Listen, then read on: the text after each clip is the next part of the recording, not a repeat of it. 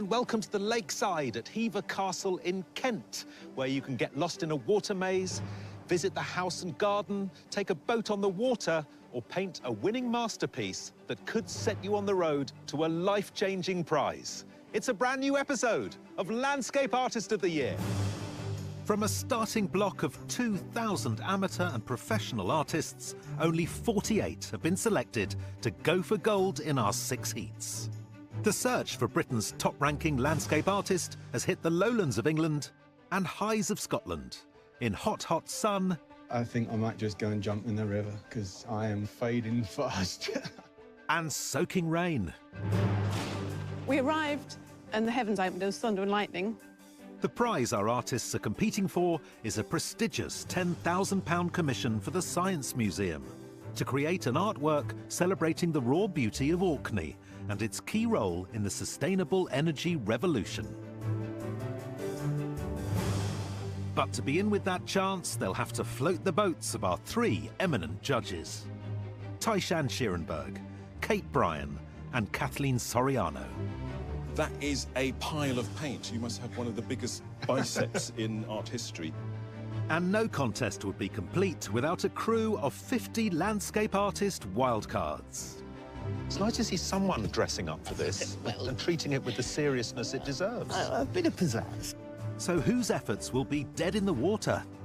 I might get a tantrum or something. OK, no, have a tantrum. I'll run. And who will make waves? Now I'm honestly struggling. And be our Landscape Artist of the Year. We should just roll off into the distance and leave them to it. Yeah, that would be very nice. Wouldn't it? Yeah, should we... We didn't bring a picnic with us.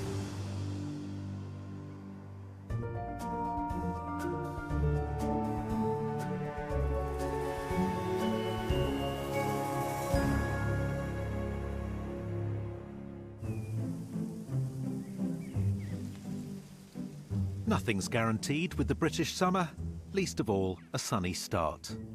But a bit of rain has never stopped the Landscape Artist of the Year team. Trudging through the mud at soggy Hever Castle today are 8 artists. Fitness instructor Deepa Goswami from London. Craig Longmuir, an art teacher from Sheffield. Russian-born artist Yana Kosheva, currently living in Berkshire. And Louise Stebbing, a printmaker from Norfolk.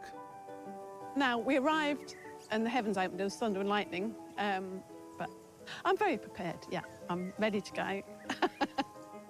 Also ready to paint whatever the weather are. Business support assistant Evelyn Chambers from Kent. Artist Rydal Hanbury from Hertfordshire. James Robinson, an illustrator, also from Hertfordshire.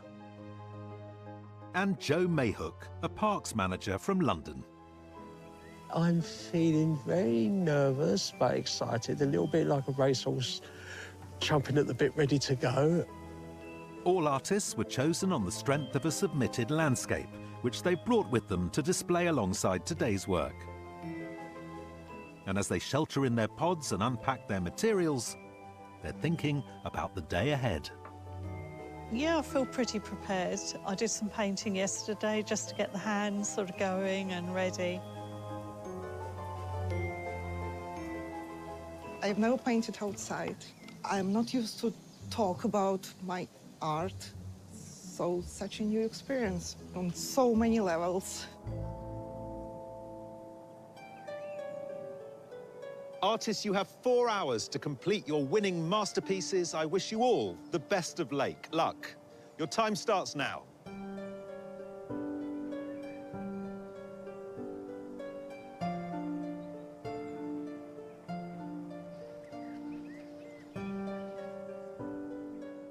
Under a still, unpredictable sky, our artists have a view out to the stone structure of Hever's Italianate loggia.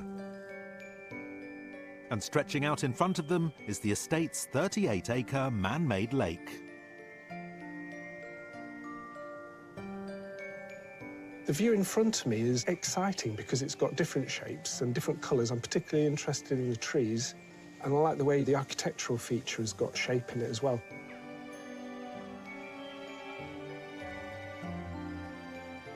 I like the fact that buildings are there. I like the fact that it's got history. I've got to make decisions about what I'm going to put in and what I'm interested in. Well, it's not a gorgeous summer's day, but it is a quite spectacular location. But there will be change, I guess, when the glorious sunshine arrives later today. What I think is amazing about this place is you really feel like you've stepped back in time. But I tell you what, the artists who show that they have an understanding of perspective are really going to have an advantage today, because there is an awful lot of things happening quite far away. I think it's going to be curious to see which view they actually go for, because you've got the fountain, you've got the lake, you've got the wonderful trees in the distance. Although with this light at the moment, I think it's quite hard to pick things out. There's not enough light and shade to really sharpen up that detail. OK, well, let's see what they come up with.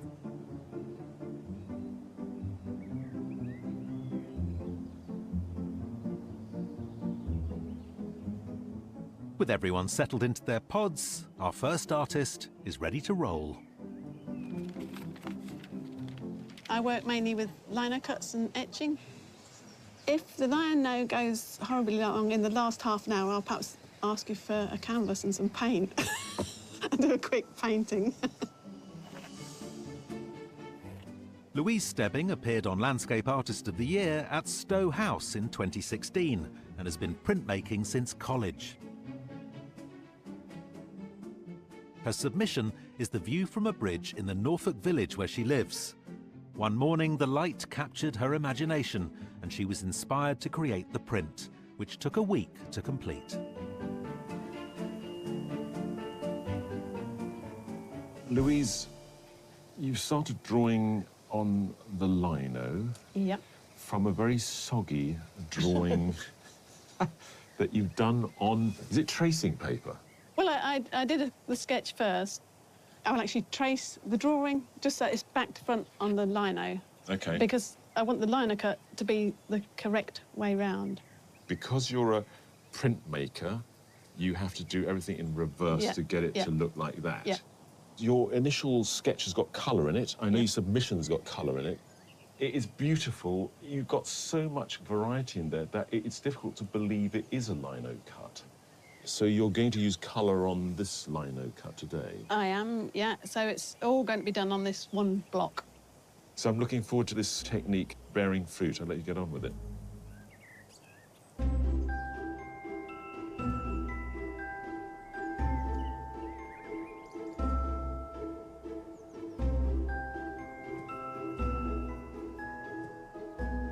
My favourite thing to paint is people working in the place of their environment. I didn't know there were boats going to be there, but if the boat's coming in front of me, then I'm going to put it in. Named after Rydal Water in the Lake District, Rydal Hanbury has been painting plein air on the streets of London and St Albans, capturing people in her art for the past 20 years. Unable to leave home during the pandemic, Rydal's submission in oils is of her husband's greenhouse, which shows off her quick, loose style. When confronted with this quite extraordinary landscape this morning, what did you think? What did you decide to paint? Well, I decided just to focus on... the amazing loggia. The amazing loggia, yes. And obviously there are people now. And I see you're painting the people in as well. I like people. What I think is great is that you situate it in the present day, you know, just with the simple inclusion of this, like, stripy jumper. Yeah. And I love your submission, Rydal. I mean, tell me, is this your garden? It is our garden. Okay, you can tell from a loving eye, you've roamed all around it. Yeah. Well, I love the compositional choice you've made. Thank you. So I feel you're going to have a good day, Rydal. I'm enjoying it. Enjoy it. Yeah.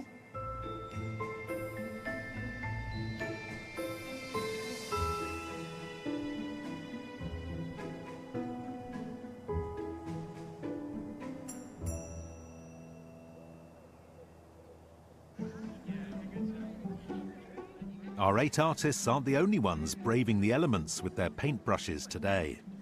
Setting up camp nearby is an army of 50 landscape artists of all ages, experience and techniques. It's the Landscape Artist Wildcards, and they are pumped to Hever pitch. Sorry.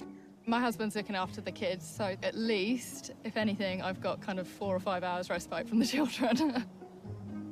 I've been a doctor for 11 years in emergency medicine. Being a wildcard is bit more daunting than being in A&E. I think I'd be a bit calmer if I was back in A&E, to be honest. And it's no wonder, as only one wildcard can win a place at this year's semi-final. And you've been painting long? I was a hyperrealism pencil artist for a few years. Right. Up until about 2 years ago when I started painting. So So you went from hyperrealism to painting with your fingers? yeah, painting, yeah. This isn't gin, it's actually thinner. The gin tasting session is later. Oh, I see. OK, Yeah. good. Well, I'll see you there.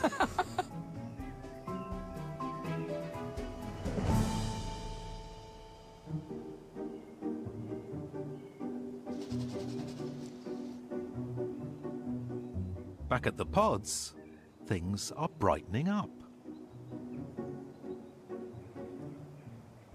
I would say my style is expressive. I like the energy of applying thick, buttery paint, and I attack the picture as physically as I can, just to get some excitement in it. Born in Singapore, Craig Longmuir went to Sheffield Hallam University to study fine art and fell in love with the nearby Peak District, where he now works as an art teacher. His submission in oils of Hope Valley from Bamford Edge captures a cloudy sky, forming zigzag shadows that throw up changing colours on the valley's rock forms. Craig, that is a pile of paint, which is weird because everybody I know paints plein air have got little portable easels with a little tiny bit of paint. Yeah. And you paint this size. Pitch up and paint the size. To do that, you need a lot of energy, and there is Yes, a lot of yes. energy in your painting. Your submission is very textured. It gives us a sense of space, but it's not realistic in a sense. I don't see prettiness, I see a vitality. So what are you responding to? I like distance and space, so that's the inspiration. All in this very textured paint? Yes. I'm trying to use colour and respond to the space, I think. It's looking fantastic at the moment. Oh, cheers, appreciate that, thank you. While Craig is energetically covering his canvas with colour, our next artist is letting things go with the flow. It's going to be pretty loose, but I think it's going to be patches of colour coming together, and then you step away and you see the image from a distance. So I'm going to try and get a bit of that impressionistic style in it, hopefully. With a diploma from the Royal Drawing School and a degree in architecture, East London-born Deepa Goswami now works as a personal trainer while she saves for a place at art school. Her submission in gouache is the view from her balcony in Newham. Completed in 6 hours, Deepa feels it captures mood and atmosphere and reflects her interest in the interaction between nature and the built environment. Deepa, I love your submission that you gave us. What I really like about it is the incredible detail in the foreground. You found that building and really worked away at it. Yeah, usually I kind of find like an anchor point, focus on it a bit more, and then around it kind of with little bits. Is that what you're looking for in this view as well? Yeah, You're sort of using these painted blue lines to sort of map it all out, but then you've gone in on the tree. Yeah, so I kind of try to get down like tonal values first, just so I can see the depth of the whatever I'm looking at. Well done. I think that's a great start. Thank you. I'll just take this with me as it is now. The first hour's up, and the growing crowd is proving a distraction. It's quite difficult focusing with everybody all over the place. You just have to stop and think, concentrate on what you're doing. It's going a little slower than I thought it would. I've got some nice colours, but I need to make a little bit more sense of it. How much time have we got? Yes, can I finish tomorrow?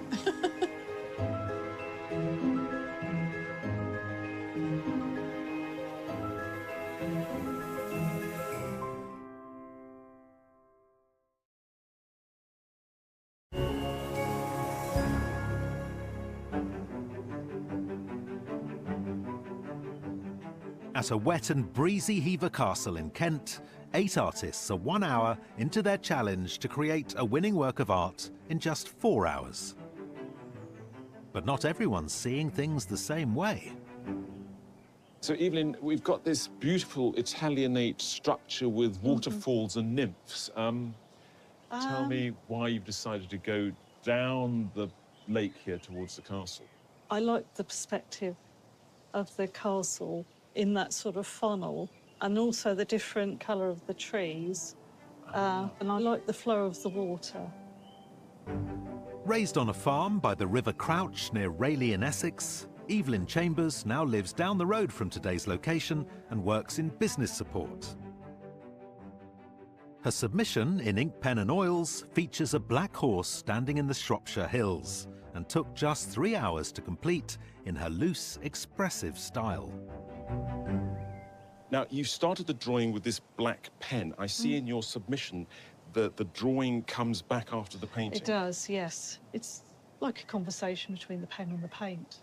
I don't know, I have a real problem with animals in pictures. They always are a bit sweet or saccharine or sentimental.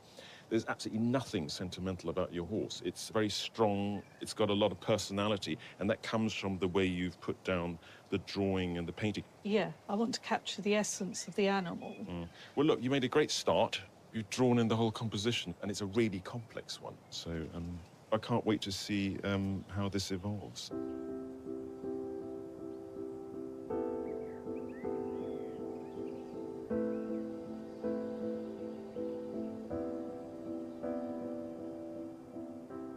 Our weather's pretty changeable today. It's sort of on and off light, pretty overcast at the moment, but we've had patches of sunlight, and it's knowing where and when to paint it and what exact moment. James Robinson from Hertfordshire studied at the Florence Classical Arts Academy in Italy and now works as an illustrator and teacher. His submission of the River Mu was painted in 2 hours on a scorching Florentine day. It shows off his loose style, where he blocks in shadows and big areas of colour before applying subtler tones on top. James, it feels to me like your submission was almost a rehearsal for what you've got today. So you've got some wonderful sort of foreground, middle ground, and the distance. Absolutely, They're almost identical in their elements. Very much so, just not such strong sunlight. But I can see you've been very clever with the sky. You've given yourself only a tiny bit of it. Did you do that on purpose because you thought it might change? Yeah, also I put down a thin layer of white. I can introduce blue into it if it brightens up later. What I'm more concerned about is the brickwork on the building. When the sun comes out, they'll change in colour a lot. Hopefully I'll be able to adjust them, but it's going to be probably a medley of, you know, overcast and sunny, somewhere between the two, I guess. Well, it's got some wonderful bones to it already. I love the view you've got. Needs a bit more paint, I think. But I'll come back later and see how you've got on. Very nice, smooth action. So tell me when the last time you did this? Probably on Regent's Park, boating lake. Well, this is idyllic, Stephen. The sun has come out at last, which is not only makes it more beautiful, but also makes it easier for the artist. Because this morning it was flat, wasn't it? So there's no contrast. That makes it tricky, does it? Yeah, there's no contrast, and also there's a lot of detail. So on that beautiful Italian loggia, you've got all the pillars, and it sort of gets very complicated. So now with a bit of sunshine, hopefully they'll get some shadows in. It's so changeable, though, isn't it? Looks like it's going to be in and out sun. You have to make a decision, don't you, and stick to it. Yeah, I mean, that's the beauty of plein air painting. I'm loving the yellow, the touches of yellow. The spots of yellow are beautiful accents, but with beauty comes the danger of kitsch and a lake with lovely little yellow flowers on it. You don't want to be just all, every cliche, rising clouds, lilies. Yeah. It's pressing in the kitsch buttons. Yeah, you've got to find a way around it. We should just roll off into the distance and leave them to it. Yeah, that'd be very nice. Wouldn't it? There are no rapids, are there, on this lake?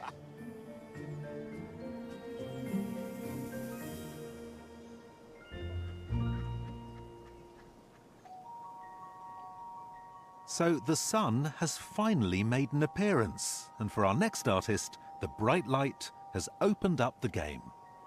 I'm very excited about the reflection on the water because I want the viewer to see the world through my eyes, a little bit more vibrant, more colorful. Born in St. Petersburg, Russian artist Yana Kusheva moved to the UK nearly 20 years ago and works as a book illustrator. Her submission of A Street Back Home features an abandoned factory repurposed into an art space. Painting in bright colours that are typical of her style, Jana completed it in 2 weeks. Jana, how do you feel about the lovely landscape we've given you? It's really, really beautiful. And I love painting natural landscapes with trees and lakes. But I love the colours you're getting for the water. That's beautiful. You've got it spectacularly in its full glory. And I could get lost in the detail of the surface of the lake. Yes, I'm not sure if I will manage to capture the beautiful reflections, all the ripples. But I will try, we'll see. But that's interesting because your submission isn't traditionally beautiful.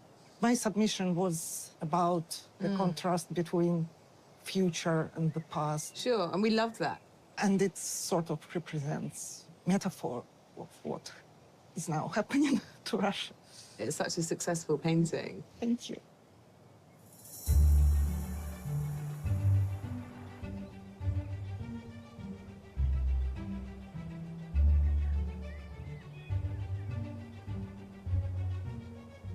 The actual view that we've been given today is amazing. It's a big scape, and it's either going to need a very large canvas, which I didn't bring, but I brought several small canvases. So I think it's calling out for triptych. As a teenager, South Londoner Joe Mayhook painted landscapes around Borough Market. But unable to afford art school, painting became a hobby around full-time work. His submission is a view of St Paul's Cathedral seen from the South Bank, in grey tones with colour notes finishing off the work, which he completed in under 2 hours. You seem very relaxed. I'm enjoying myself. I'm enjoying myself, and hopefully that shows. And why the triptych? I wasn't going to until I've seen this, and it's just such a strong image. Yeah. I want to make each painting to support the other pieces, but stand up on its own. OK. So take the other two away, it would still be a good painting. I was looking at your submission, and I can see you've got these sort of blocks of colour that you sort of drop in. What do you think that actually adds, and why do you use it? I think it adds strength, like a sort of an impressionistic type of idea. OK. You know? I don't know whether it's just because it's St Paul's Cathedral, but it's got a real sort of wartime feel to it. Yes. You can't really see the river and the reflection, but you know it's there because of that glassy quality. I really like the sort of ancient sense of place. Thank you very much. Thank you. Further along the lakeside, our wildcards are dealing with everything the changing weather throws at them. Just trying to get contrast, some light and dark, because oil paint, the more you put on, the more it sort of melts together, and I'm just trying to get a bit of punch. You're painting emotionally and intellectually rather than the view itself, or is it sort of a dance between the two? My painting is more about what's, well, like a lot of painters in here than what's out there. OK. And at the moment, this is what's in here, which is a big mess.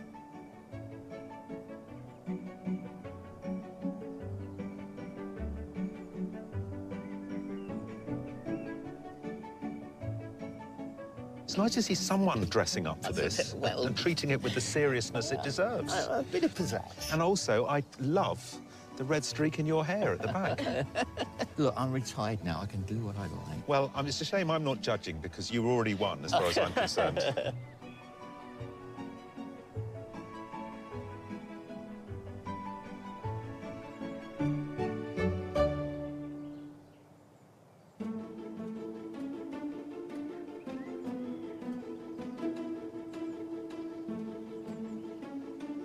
Back at the pods, the halfway mark of the competition is approaching, giving some of our artists a sinking feeling.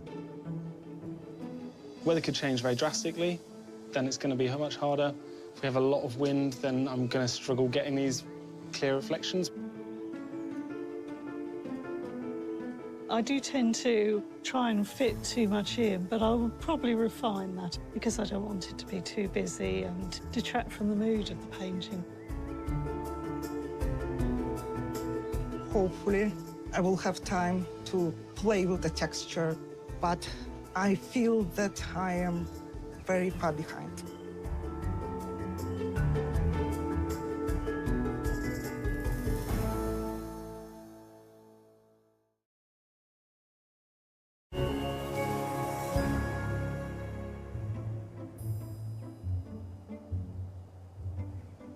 Down in the Garden of England, our 8 artists are beavering away at their works of art. And as the end of the second hour of their challenge sets in, so does the panic. Louise, I can feel the tension. It's actually emanating out in that direction. There is a lot of tension. What's the panic about? Have you got more cutting to do? Yeah, so I roll the first layer of colour, and then that's all cleaned off. Then I cut a bit more away, and then roll over another colour. OK. So by the end of it, there won't be much of the lino left, and I'll be in the last probably minute of... Right down to the wire. Hi, Joe. Hello, Stephen. What's going on? This is calling out for prettiness, so I'm going to have a fight on my hands, making it not look like it should be on a box of chocolates. How does a painting become chocolate box, then? Do you start prettifying it? Yes, my brushes start getting smaller. OK, well, if I see you holding a brush smaller than that, I'm going to rugby tackle you to the ground. Thank you very much. OK, good. I've painted the boat, and just so happens in the boat is one judge, one presenter, and one cameraman, which is really perfect, really. So at the halfway point of the competition, the artists are pressing ahead. But how do our 3 demanding judges think they're getting on? Well, the British summer. It rained, it clouded, it suns. It's contrary, just like us judges. Diana's working in a looser way than her submission. And interestingly, Jana's landscape feels tropical. Jana's not here. She's somewhere in the Far East, I've got a feeling. And what she's doing in the water is really beautiful. She's just found an equivalent of her style that we saw in the submission, and she's loosened everything up, but she's still really trying to go for that sense of contrast. James seems very cool, calm and collected. What are your reflections on his reflections? James is one of the artists that I'm worried could overwork this picture this afternoon, because it does have such a distinct mood. You could kind of cut it with a knife. I think James's painting's got a lot of atmosphere, which comes from the density of light this morning. Now the lights come out. I want him to do more, bring a bit more contrast into it, and by doing that, he might lose the atmosphere. So, yeah, a bit of a tightrope walk. Is Evelyn right to be so flitty? She was very quick this morning. She's got a lot of shorthands, you know, using this black marker pen to do the drawing. It's very robust. She obviously understands the landscape. In what she's making for us today, it feels very sketchy and light and hasn't quite got that richness and depth that I saw in the submission. That said, I love the view that she's got. Louise is working on all these lino prints. Quite hard to gauge, is it, where she is or what's going to be produced at the end of the day? She sort of did the first print and it was kind of like a ghost of the landscape. And now she's going back in and adding a lot more detail into the work. It was interesting with the print that she's also mixing inks on the one print. It's blue and a bit of purple in there, but you get no sense of the heaviness of the landscape we've got in front of us. Deepa's a bit worried. I think Deepa's looks lovely. I think she's got something really romantic. She's really, for me, conjuring this place as it's been through the mists of time. You know, it's not particularly specific as a work. I'm wondering, I need a bit of structure in there. But on the other hand, there's a sort of lightness of touch, which is really beautiful. Joe's triptych, thrice the delight. The way that he is able to reduce everything he's seeing to these big, sturdy shapes and to give them these really interesting tonal varieties and the way he thinks about colour. It was such an interesting rendition of what was in front of him. He's found a beautiful equivalence in the grayscale, and he's doing really beautiful things this morning.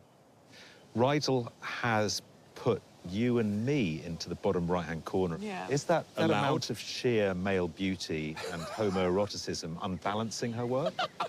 I think she's borderline disqualified at this point. I think Rydell's done something interesting. She's sort of foreshortened the building, and it's really evocative and moody and quite sinister. I just think the composition is very beautiful. And the boat, I think, is a really nice device to lead into the painting as well, because it is that vertical. If the competition could be won by the sheer amount of paint being used, Craig would already be home and dry. Yeah, I mean, I love the abundance of paint. It's full of life. It's almost too full of life. And it's very difficult to get into it to see the space and the volumes of the trees. I think what you get with Craig is a new appreciation for colour. Yeah, I mean, a little bit of editing and it'll be brilliant. So it's all to play for this afternoon. Let's see who's going to give us Hever Lake and who's going to make us heave into the lake. They're not going to use that, but it's really good.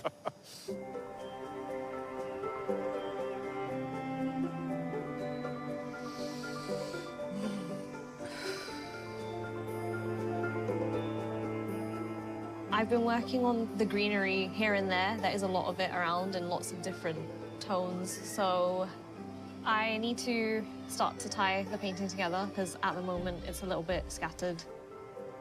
The sun's come out, so I've introduced a little bit more blue into the sky, turned on the lights a little bit, so it's got a little bit more contrast.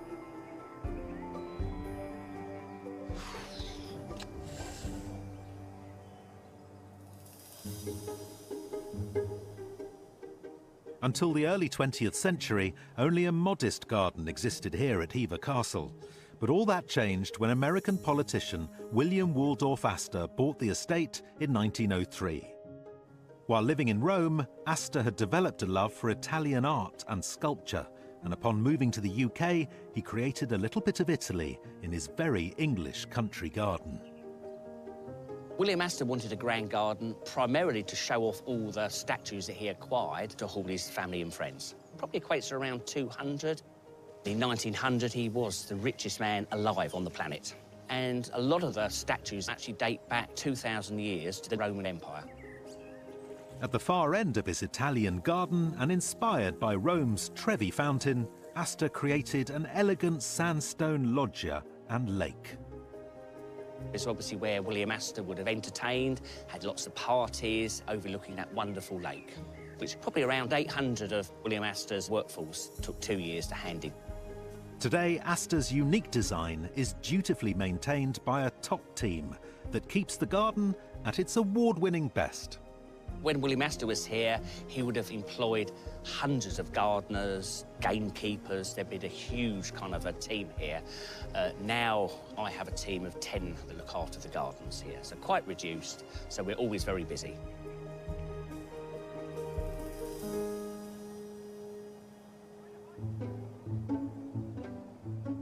Perched on the edge of Astor's lake, the wildcards have also been busy. I started off all right, and then I hated it, and I walked away and came back and fiddled, and then decided enough is enough. I love a wild card who just faces the other way to everybody else. It's a wild card. It is, yes, absolutely. Tell me what you're using, because it's really interesting the way the paint's sitting on the surface. It's liquid I'm mixing with the oil paints. It is quick drying, so I thought that would be quite good today. And the judges have been checking on their endeavours. But only one wildcard can win. No, don't back away. You're our winner. Congratulations. You're getting away from me. And David Warren's brooding depiction of the lake, reflecting the dark skies, is the judges' overall favourite. We loved the mood. It really looked like that this morning. It has that sort of heaviness of the weather, so well done, David. Thanks again. Thank you very much. When Ty walked over, I really thought he was going to go past, because there's some very good people that way. And then when he said, don't go anywhere, it's like, oh, no. Yeah, it's amazing. David, from Devon, will enter a pool of wildcard winners from all the heats, just one of whom will be chosen to compete in the semi-final.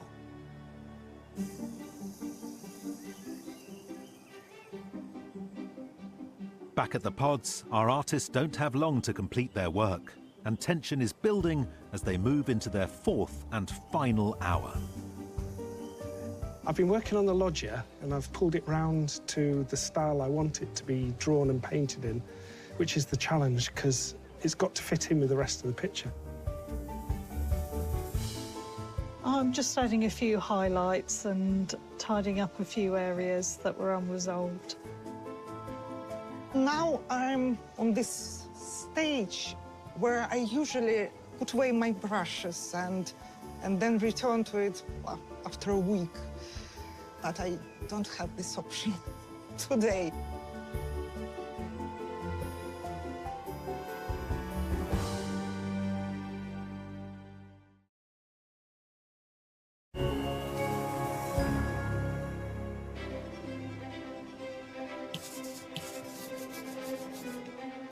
Eight artists are nearing the end of their lakeside landscape challenge at Hever Castle in Kent. Relaxed, calm, enjoying yourself. Very calm and meditating at this point. OK. Sure I can't agitate you into being worried and tense and nervous? It's just better for the telly. OK.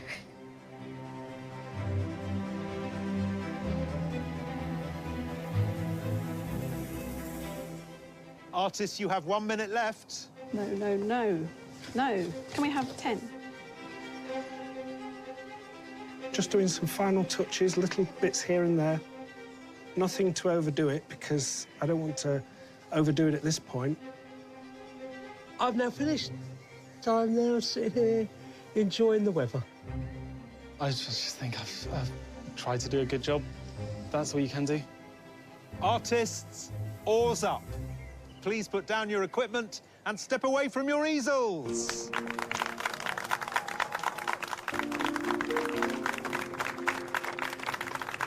Cool, yeah, it was fun. Enjoyed that. I really enjoyed it.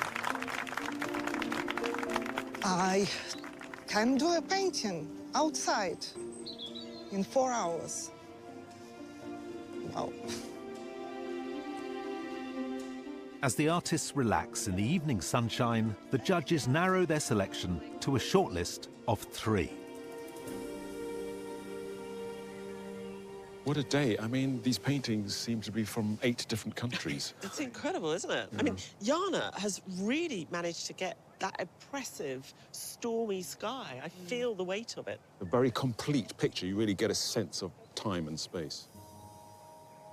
James' simplification is interesting, where he really has reduced the tones and the colours to very few elements. And I wonder whether he was caught in a sense of no man's land, you know, either more detail to give oomph or to go even slightly more abstract, but very beautiful and evocative. James's painting is very literal, isn't it? He's really caught the genteel nature of this place. I love the way Evelyn's picture takes us down the lake to the house. I mean, she obviously thought the loggia was too complex. And I love the way the picture kind of like draws your eye in, almost like a kind of fairy tale. I think she could go even further with that quality, that kind of mysticism, that expressionism. You know, I cannot believe what Louise managed to achieve with print. Putting multiple inks on one pull as well. It's got a great sense of movement. You feel the reflection of the water. I mean, I don't know how she does it. You have to marvel at her technical ability to be able to produce something that looks so effortless. I love Deepa's little slice. The sky, there's barely anything there, just these kind of mauves in that blue, and it really sort of tells the story of the sky that we had today. And you get that sense that something's just about to happen. Deepa's painting is quite mysterious. I don't know where we are, or is that even important? It's sort of a dream-like liminal space. Joe's amazing to do all of these 3 pictures today and to sort of say, right, I bought these boards at this size, but you've given me a view that really warrants going panoramic. There's almost something musical about it. It's like you're looking at a piece of manuscript from left to right, and the little boxes are like musical notes. You just know it's a noisy piece of Beethoven. Bridal's got a great facility for making a lot of stuff happen with very little. Even her palette is very reduced. It's sort of muddy greens, and the only sort of respite from that is the bit of sky, which is very animated, and the front of the loggia. I mean, just to capture that tiny bit of light on the loggia, it just brings the whole thing alive. Craig is like a breath of fresh air. He's so different from everyone else, isn't he? The treatment of the water, it's not quite as believable. You know, if I didn't know that was a lake, I might not be so sure. He really enjoyed himself today, and that comes across. There's a joyfulness to it and a life. I mean, it's full of life. So we've got to pick 3, haven't we? Yeah. I've got one that is really singing out to me, I have to say. But I wonder if it's the same one, because I've got one that's practically screaming to me, but I've got a few others that would make a very nice little top 3 time. I've got a couple. Okay. It's a good day.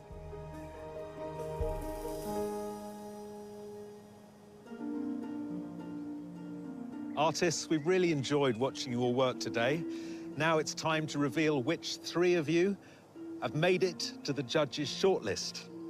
The first artist is Deepa Goswami.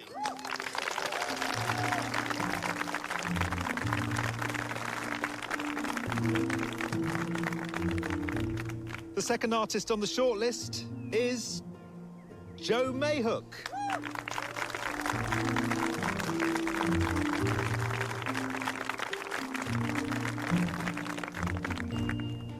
The third artist is Rydal Hanbury.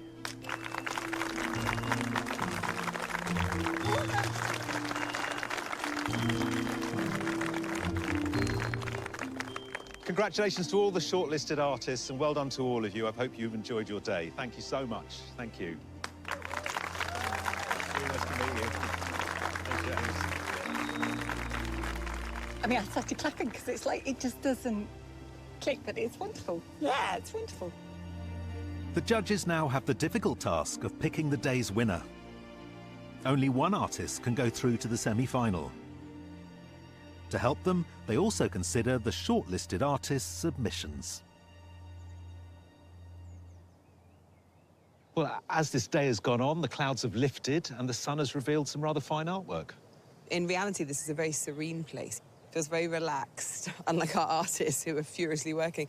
But there is a quality of tension in all of these works, I think. Deepa's a landscape artist who paints in portrait. Two very fine paintings. There's specific moments in the sense that she gets more detailed, but they run throughout the entire depth of the picture, and it just makes the whole thing feel very lively. In a way, you travel through this almost inconsequential view that she's caught in both the submission and the painting today. She's really identified light as being the thing that takes your eye further through. Well, there's something fairy tale about it. You were concerned that Joe might tip over into prettifying his painting today. You know, he's done something quite tricky with his submission, which is to get St. Paul's, to allow it to be St. Paul's, but without allowing it to take over the whole painting. And he's done something today which is quite similar, which is to take something incredibly beautiful and historic and deconstruct it and find all these darker passages. You're always struggling to find the image, and as your eye wanders across it, sort of by pure chance, you get the sense of the atmosphere of the place. Ryder likes to give us that journey through from close to far. She seems very interested in that. But Ryder's also interested in where we are as the viewer. And in her submission, she leads you down the garden path very successfully to the detail in the greenhouse. And today, that sort of leading us up into the loggia, I thought was a very interesting device, and using me and you in our boat to sort of begin that journey. She uses the lawn in the submission and the water today to create these kind of emptier spaces where actually she can be really loose and quite scratchy and messy with her painting application. And then, therefore, that really allows the bits where she's put more energy, where she's put more marks in, to really sing. Well, there we go. 3 artists, there can be only one. Yeah. 2 are going to go into the lake. One will become king or queen of the castle.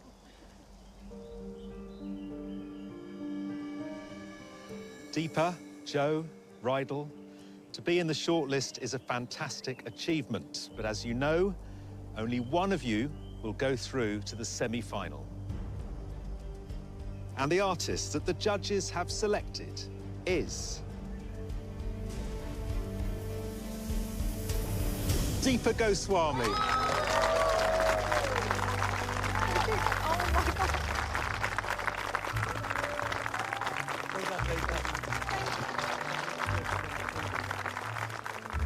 Well, my mum screamed and she cried, and then I cried. So yeah, it was all very emotional, very high emotions. Deepa, I think, really found a sort of sense of air and lightness to actually what was quite a heavy and dense and very, very green environment today. She transports you in a way to a strange place. And I'd like to see her continue to do that in the work and to continue with that lovely lightness of touch, that weird sort of sense of colours being put against each other. I'd want to see more of it. I'm very excited about the semi-final, but thinking that I'll have to go through this all over again, that pressure. I'm feeling very, very overwhelmed, very emotional, and it's been an honour to be amongst such great artists. If you'd like to dip your toes in as a pod artist in next year's competition, or find out more about the work of our featured artists, visit our website, skyartsartistoftheyear.tv.